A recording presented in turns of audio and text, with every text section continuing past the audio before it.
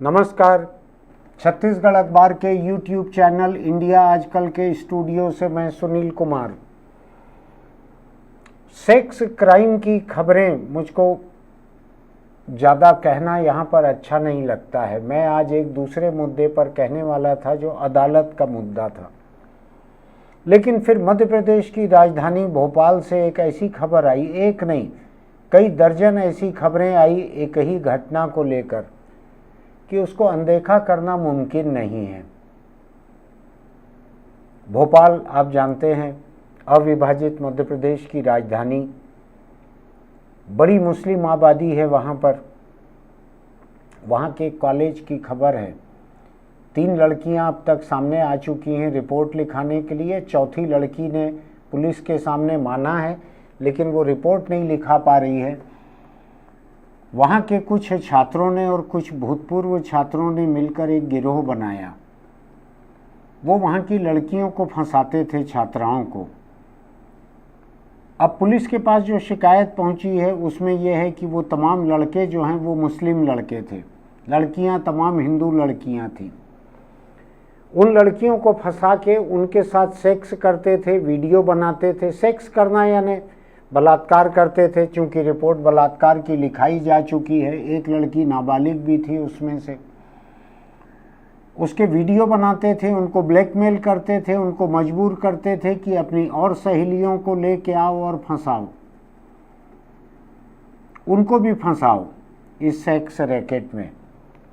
अभी तक 4 लड़कियों के नाम पुलिस को मिले हैं। पुलिस ने वहाँ पे एक SIT बनाई है, स्पेशल इन्वेस्टिगेटिंग टीम।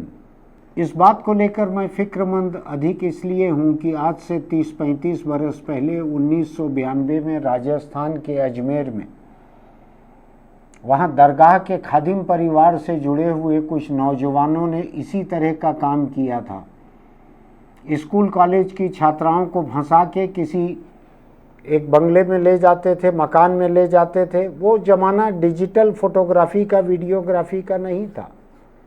फिल्म वाले कैमरे से उनकी सेक्स की तस्वीरें खींचते थे, बिना कपड़ों के तस्वीरें खींचते थे, उनको ब्लैकमेलिंग के एक रैकेट में उलझा लेते थे।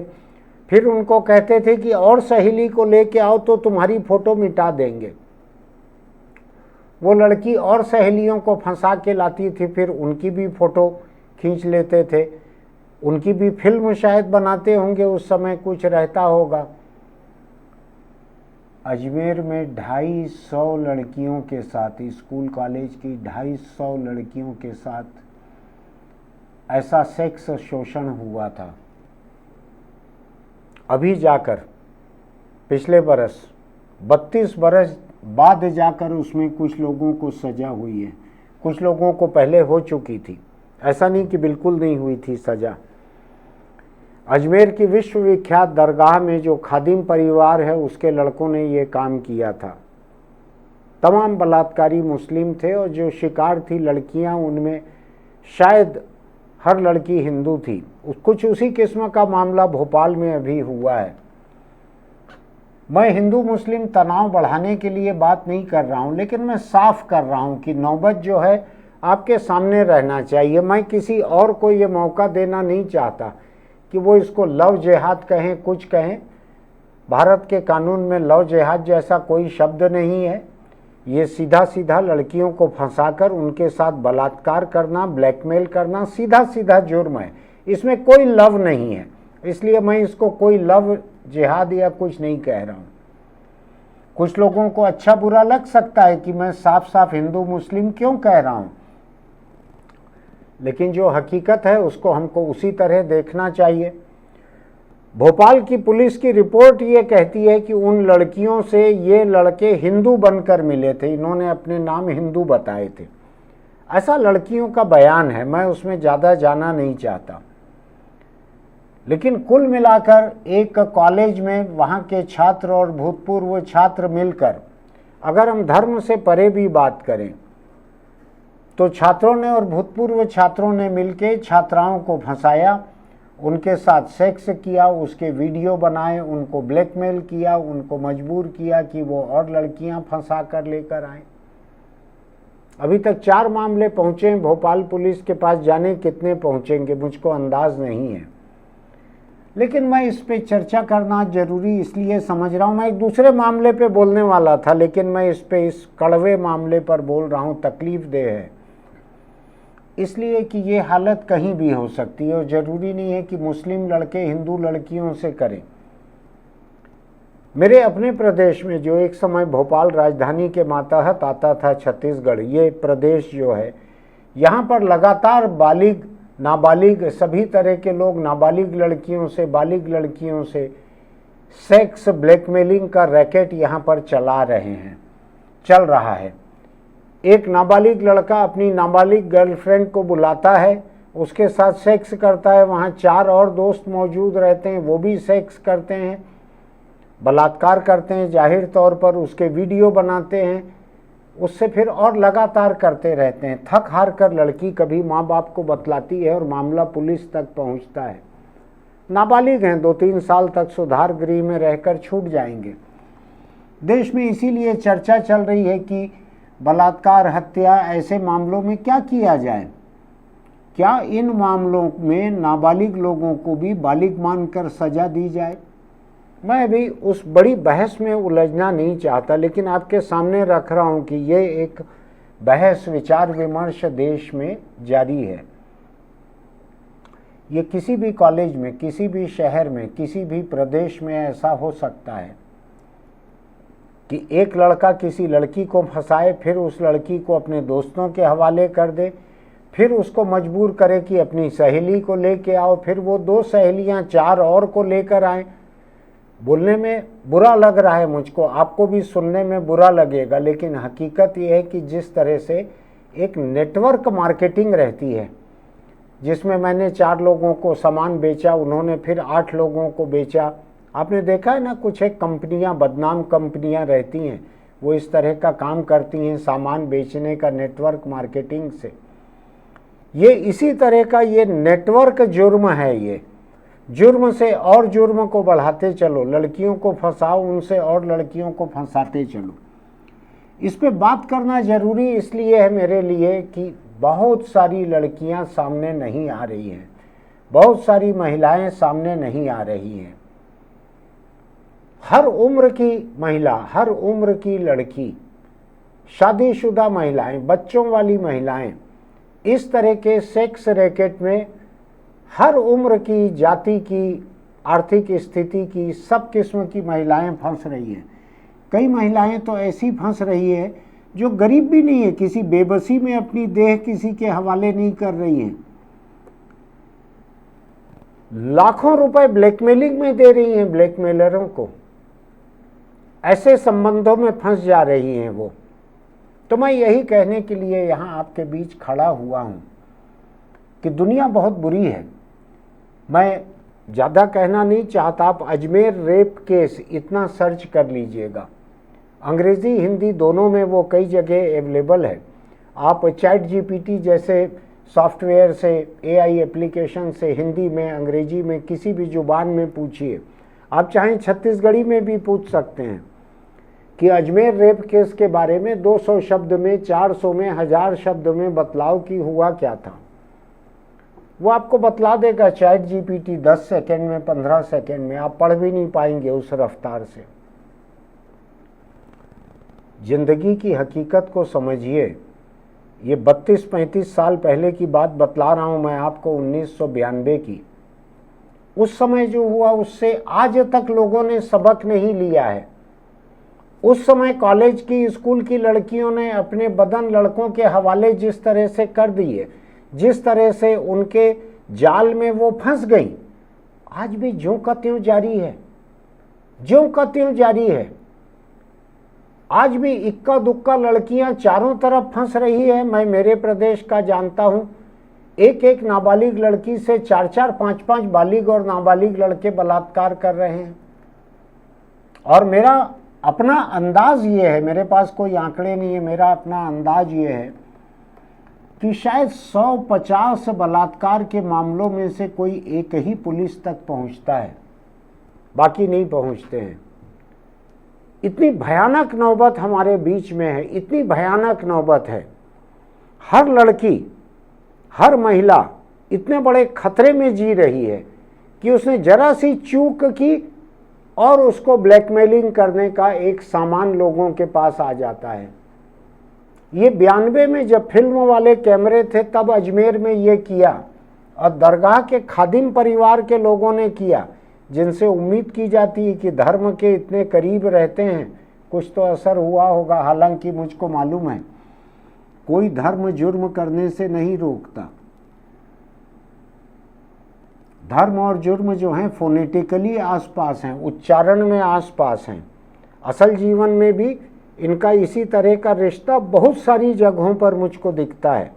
तो मैं आपके बीच भोपाल के इस ताज़ा मामले को रख कर मैं सिर्फ आगाह करने आया हूँ। आपके आसपास अगर लड़की या महिला कोई है तो उसको सावधान कीजिए कि इस तरह की घटनाएं चल रही हैं। कोई आपसे अपने आप को ऋतिक रोशन बताकर मिले तो भी मानिए कि हो सकता है उसके पीछे कोई शाहरुख खान हो। कोई शाहरुख खान बताकर मिले तो हो सकता है ऋतिक रोशन हो। जिनकी नीयत जो है लड़कियों से बलात्कार करने की है, ब्लैकमेलिंग करने की है, उनको नाम अपना झूठा रखने में क्या दिक्कत है? इसलिए किसी का हिंदू नाम दिख रहा है इसलिए उसके साथ सेक्स संबंध बना लिए जाएं, ये अपने आप में परले दर्जे की बेवकूफ़ी की और गैर जिम्मेदारी की बात है।